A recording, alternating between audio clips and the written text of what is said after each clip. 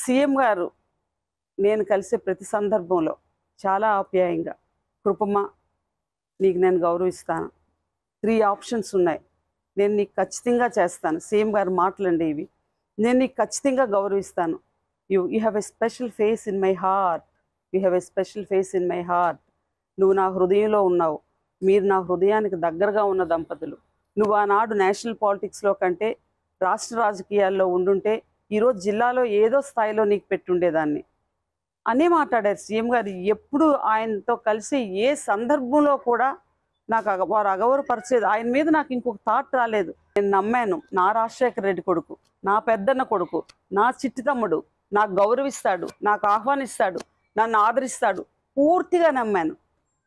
కానీ ఏమైంది మీ మాట? మీరు ఇచ్చారు ఒక్క పిలుపు, ఒక్క 3 నెలల కాలం వెయిట్ చేశానండి.